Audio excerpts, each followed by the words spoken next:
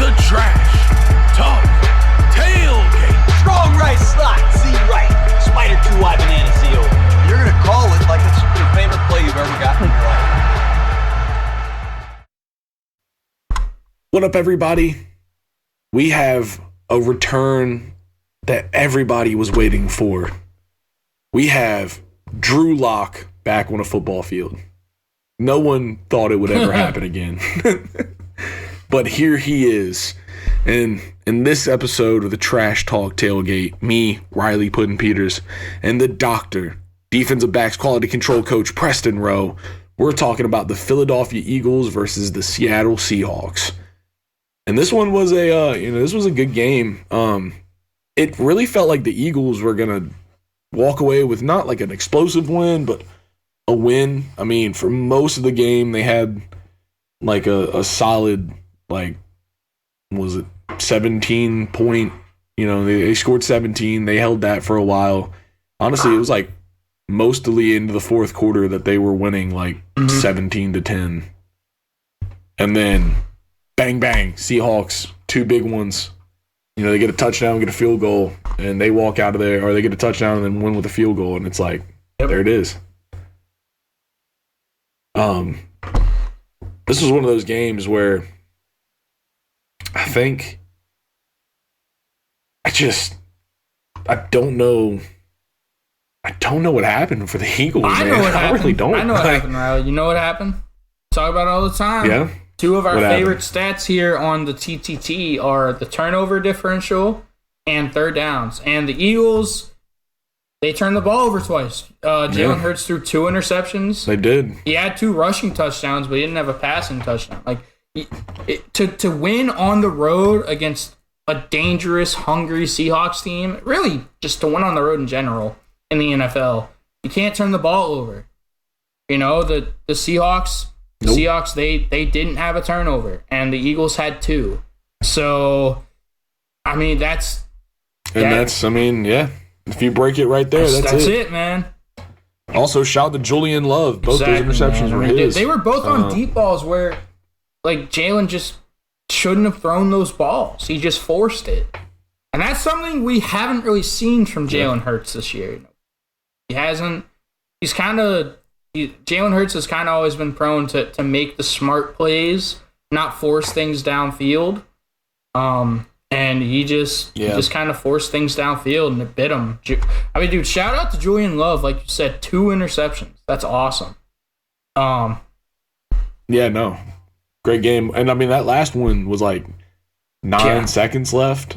Helped ice the game. But, I mean, Riley... Other than the turnovers, the real story of the game was Geno Smith was active for this game, so everyone was like, oh, he's going to play.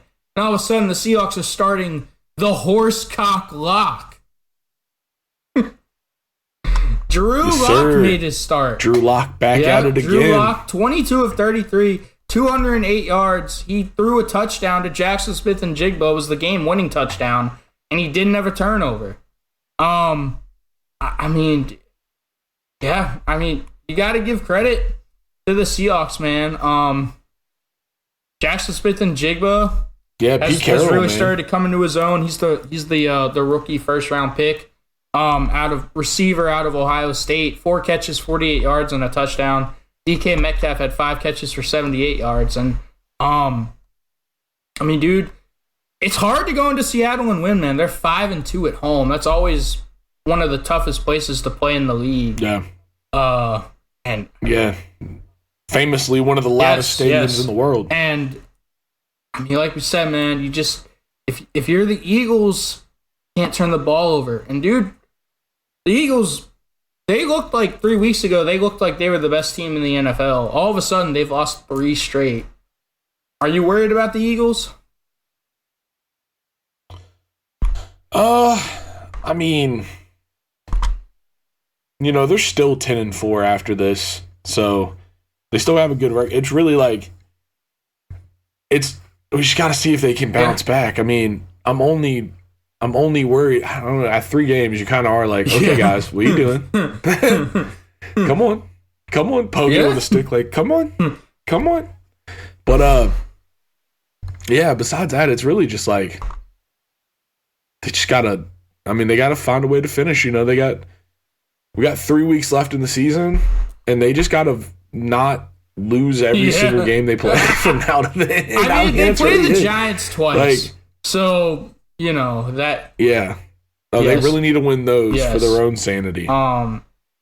I mean, they could, so their next 3 games are versus the Giants, versus the Cardinals, and then at the Giants. Those are 3 very winnable games. They could easily finish the season, 13-4 on a 3-game win streak. But I mean, dude, I mean, the Eagles, it's kind of crazy though, because like all year they're just, people have said it like, oh, they're not dominating.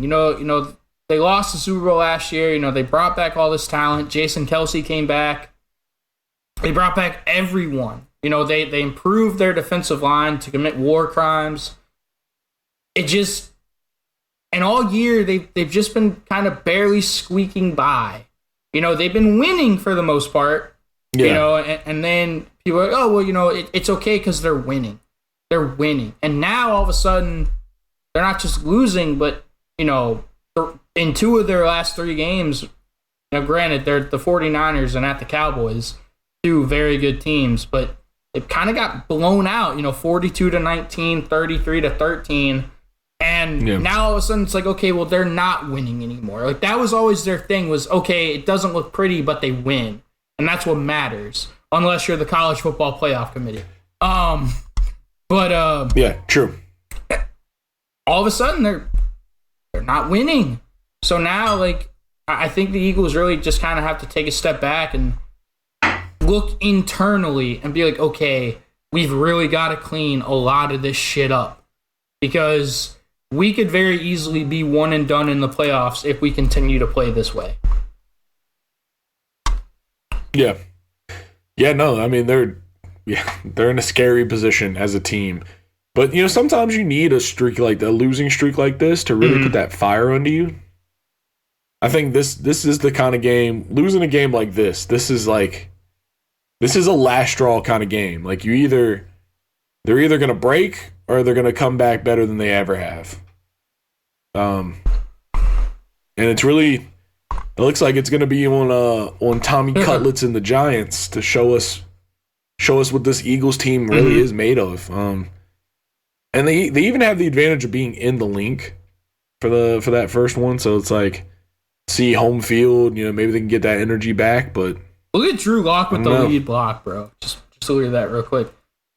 Dude, that's fucking Drew lead block. The horsecock with the lead block. Let's go, dude. Yes, dude. Look at this. Look at this. Bam. Yeah. Let's get in the end zone, boys. KW9, baby. I mean, dude, the Seahawks are very much alive in the end. I mean, we're going to talk about this later. We're going to do a whole playoff breakdown.